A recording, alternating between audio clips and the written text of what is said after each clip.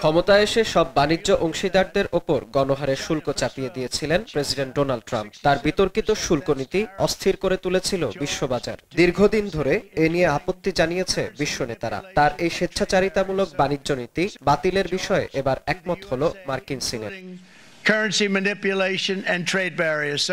সিনেটের মোট আসন সংখ্যা ১০০টি। বৃহস্পতিবার সিনেটে ট্রাম্পের বৈশ্বিক শুল্ক নীতি বাতিলের পক্ষে ভোট পড়েছে ৫১টি। এর বিরুদ্ধে ভোট দিয়েছে ৪৭ জন, বাকি ২ জন ভোট দেয়া থেকে বিরত ছিলেন। প্রস্তাবটি পাশের ক্ষেত্রে সবচেয়ে বড় ভূমিকা রেখেছে ট্রাম্পের নিজ দলের সদস্যরাই। বিরোধী দল ডেমোক্রেটিক পার্টির এমপিদের সঙ্গে ৪ রিপাবলিকান নেতাও ভোট দিয়েছেন দলনেতা ট্রাম্পের বিরুদ্ধে।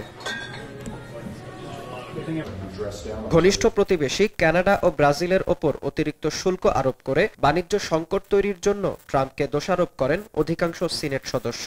বিভিন্ন দেশের ওপর শুল্ক চাপিয়ে বাণিজ্যিক সম্পর্ক নষ্টের জন্য তার দলীয় নেতারাও যে অসন্তুষ্ট, এই বিষয়টি তুলে ধরেন বিরোধী ডেমোক্রেট নেতারা।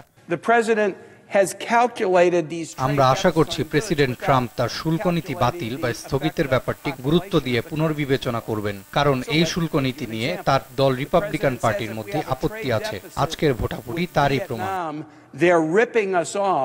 সম্প্রতি দক্ষিণ কোরিয়া সফরে চীনের সঙ্গে বাণিজ্য সম্পর্ক কিছুটা স্বাভাবিক করার চেষ্টা করেছেন ডোনাল্ড ট্রাম্প। গত সপ্তাহে এক বিজ্ঞাপনে সাবেক প্রেসিডেন্ট রোনাল্ড রিগানের বক্তব্য ব্যবহারের জন্য কানাডার সঙ্গে বাণিজ্য আলোচনা করবেন না বলে জানিয়েছিলেন প্রেসিডেন্ট ট্রাম্প। বিতর্কিত এ বিজ্ঞাপনের জন্য দুঃখ প্রকাশ করে বাণিজ্য আলোচনা আগাতে চেয়েছে কানাডা প্রশাসন। এরপরেও ট্রাম্প আলোচনা বাতিল করে আরও ১০% শুল্ক বাড়িয়ে দেন দেশটির ওপর।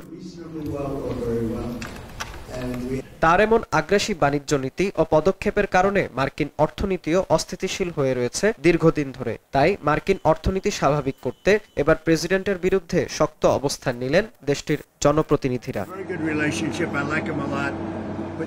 বিনিয়ামিন, RTV।